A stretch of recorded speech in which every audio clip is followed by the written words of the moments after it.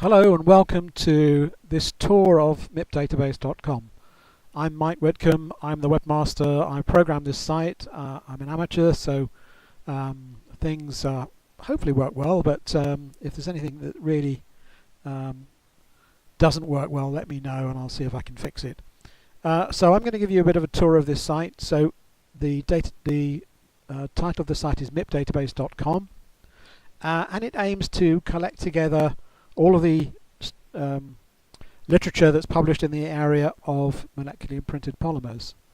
And you'll see when I go through various resources and menus to give you that information. So let's start off with the home page. Here we are on the home page. The address is mipdatabase.com and it'll take you to this index page. And on here we have the home tag, which appears on all the menus.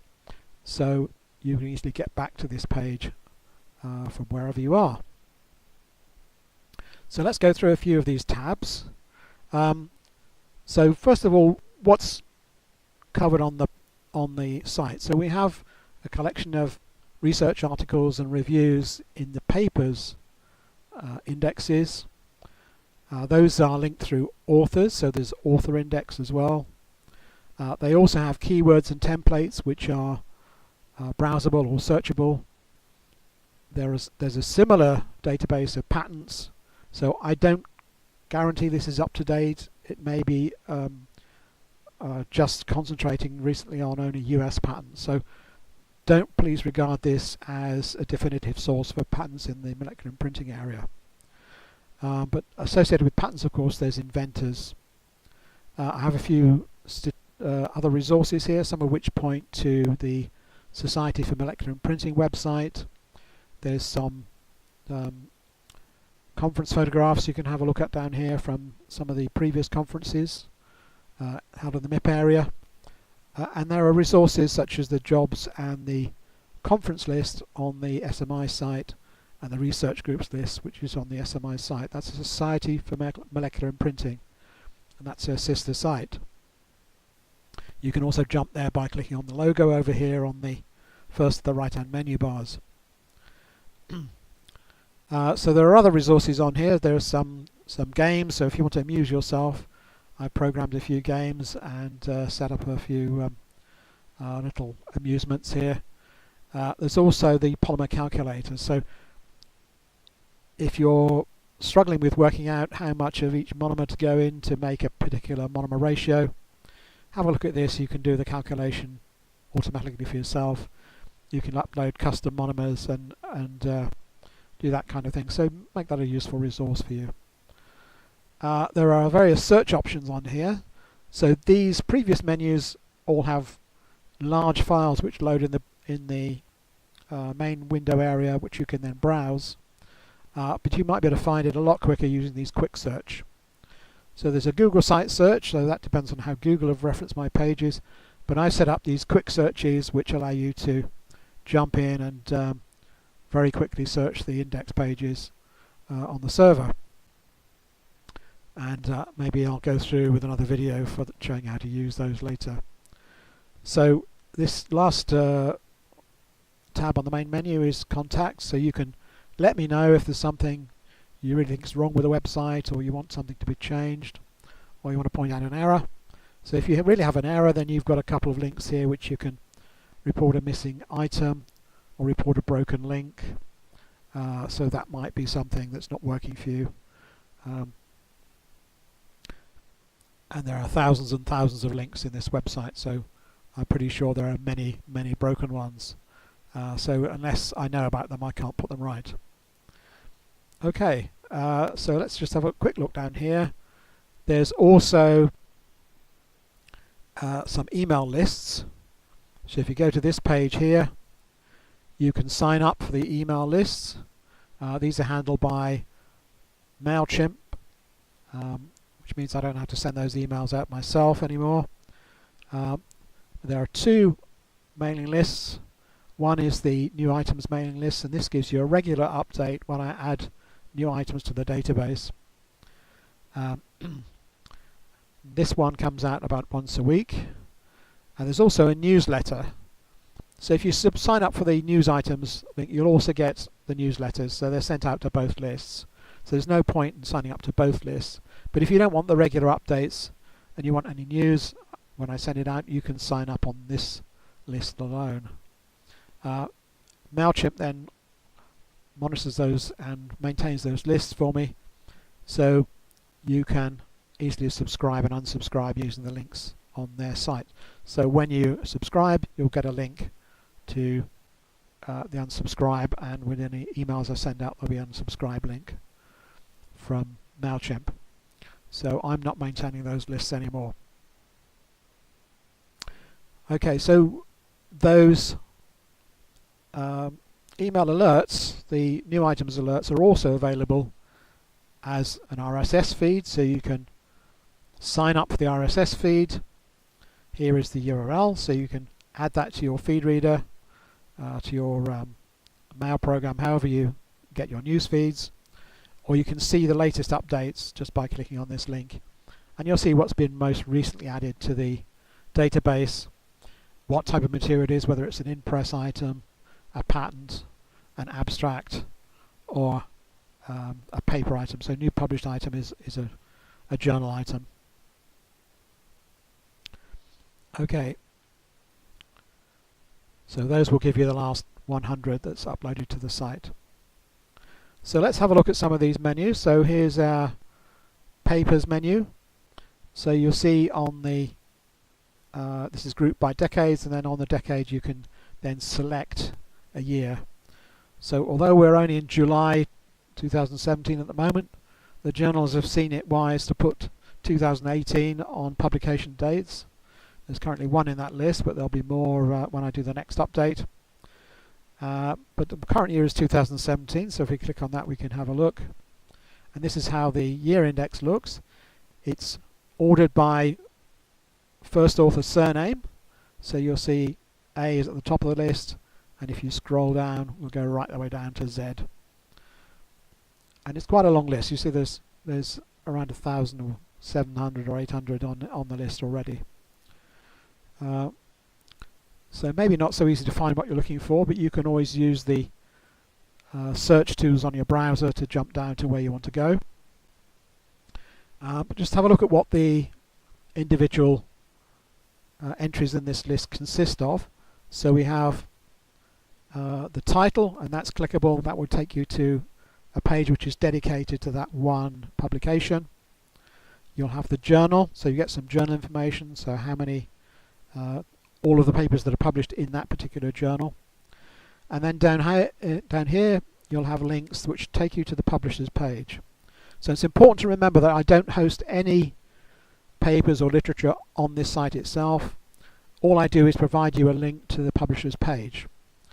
So in this case we have the DOI. DOI stands for Digital Object Identifier, and those are very easily linked to the publisher's web page. So if I click on that, for example, for this paper, it should open the page in a new browser tab, and there's the paper that was on that list. So you can see it's a molecularly imprinted polymer paper, or rather it's a sensor paper which uses MIPS as part of the sensing system. So a newly designed molecularly imprinted polymer material. Okay, so if you have a subscription you'll be able to download it directly from this page. If not, then you'll have to pay the publisher lots of money. So if I found an alternative link, and maybe their paper's posted on another server, or it's a direct link to a PDF. So these are some of the less well-known journals. They have free publications. You can download it directly from there. So there may be an alternative link which you can follow other than a DOI, which might give you access without having to pay any money. So that may be to a preprint. So if you do have preprints on your server and you'd like them to be linked on this site, then go through that process, missing link or missing item, and let me know. That's over here. Report a missing item. Let me know if there's a free resource that I can link to in mipdatabase.com, and that will help your readers to find that paper much more easily. Okay, so go to keywords. So similarly, keywords are linked through A to Z, so these lists are individual lists of keywords, and again they're linked alphabetically, so each keyword precedes the paper which it's linked in, so you can find papers that link that keyword. Keywords have been stored on the database from 2005 to 2018, but up to date. So these are the author keywords, so the ones provided in the normal small keyword box on the usually below the abstract on the paper, or sometimes in a side menu. So those are the ones that I will harvest and put in the database. And again, there's a long list, so you can scroll down it. This one's one of the shorter ones, that's why I picked it. You can scroll down the list and find what you're looking for. For example, here's curcumin A. If I click on that one, it'll take me to the paper where that's shown. So clicking on the title in one of the papers lists or following one of these keyword links from the keyword index will take you to a page like this. So this page is actually full entry from the for the paper that we've selected. So you notice here now we have more information. The type, the reference type, this is a journal paper. The authors are listed here with clickable links, and we have the title. Now the title is no longer a link because that would link to this page. We have the publication date, that will take you back to the papers by year, so that's the same as clicking on this link here. We have the journal title link, so that will take you to the journal page and show you the breakdown of, or rather list of publications in that journal that's in the database. And we have the DOI here, so we don't have an alternative link for this one, we've just got the direct link to the publisher's site.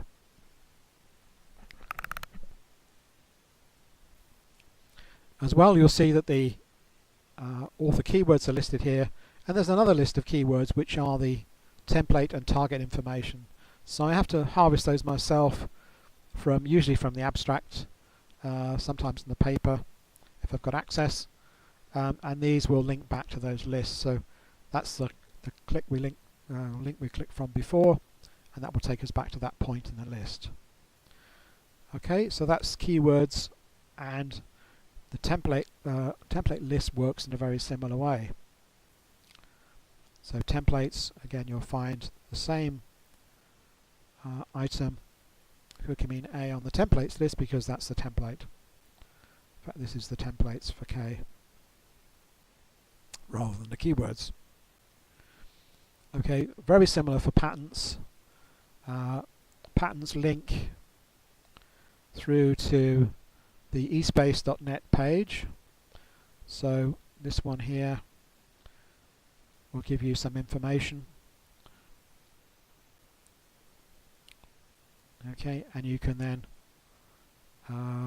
download, if you want, the original document from this page if you want to read the patent in full. So patents are free, publicly available documents, so all of them should be available to download. You won't get a searchable PDF this way. You'll get an image-based PDF, so you won't be able to search within the PDF, but there is some searchable links kept in the various databases. This site will allow you to search the abstract, title and keywords. USPTO, which I don't link to, actually has full text patent linking, so you might want to look at that site if you want to do full text searches for patents. Okay, I think I'll leave it there. That's a quick run through. Oh, now let's do my quick search pages. So let's go for the quick searches. So another way to find those items is to use the quick search. So these will give you various fields, and you can combine various fields with Boolean operators.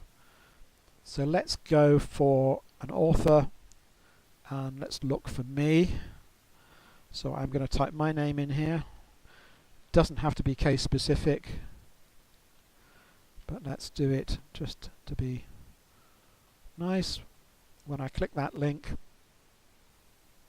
you'll see a list of the papers where I'm listed as an author, and here's the list, goes down to 69, and then we have similar names, so this just takes any other link or any other name that has the same two first letters, and you'll see down here I'm also listed with one initial. So if I click that, I'll get those papers where I'm listed with one initial, and I can link back here. So author is a great way to search for someone you know, or you can search for a word or a phrase, so that's quite useful. So if I look for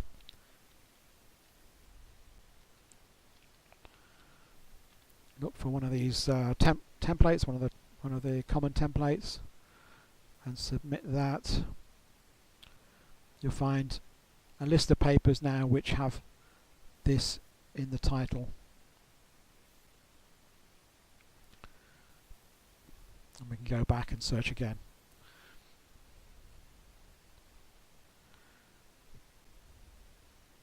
Okay, I hope that's given you a quick run through the various options for searching. So you can combine words and phrases, you can combine an author with a keyword or phrase, you can search solely onto keywords or templates. So there should be plenty there to help you to find what you're looking for. Okay, that's all for now, and happy imprinting.